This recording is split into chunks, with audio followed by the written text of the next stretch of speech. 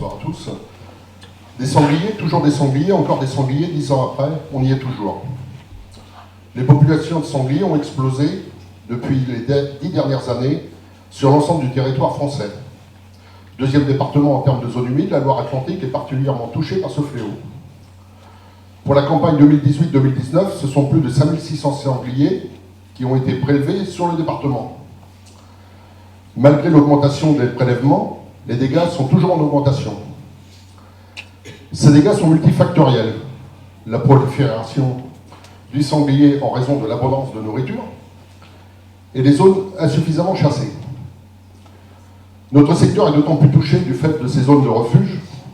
En effet, la 4 voies Nantes-Saint-Nazaire et les voies ferrées Paris-Croisic et Paris-Quimper créent des zones où il fait bon vivre pour les sangliers, car non chassés en raison des questions de sécurité. Ces zones de broussailles, propriété du département ou de l'État, sont d'autant plus profitables aux sangliers, car elles ne sont pas entretenues, faute de moyens, d'appel à DIRO, Direction interdépartementale des routes de l'Ouest. Le tir sur ces zones n'est pas envisageable et nous le comprenons. Mais nous ne pouvons pas rester les bras croisés et laisser ce nuisible,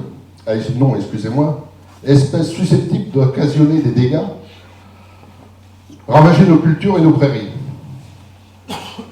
Il faut nous donner les moyens de nous protéger de ce fléau qui met à mal nos parcelles, notre portefeuille et notre morale. Il faut de piégeage, car le tir ne suffit plus. Au nom de l'éthique de la chasse, mais aussi par fierté, certains chasseurs sont réticents au piégeage. Aujourd'hui, nos détracteurs dénoncent le piégeage car ne respectant pas le bien-être animal, mais on piège bien le renard, les corvidés, et cela ne pose pas de problème à personne. Faut-il attendre qu'un autre accident grave arrive pour que l'administration réagisse? Gardons en tête également le risque de transmission de la peste porcine africaine. En effet, la faune sauvage est vecteur de ce virus.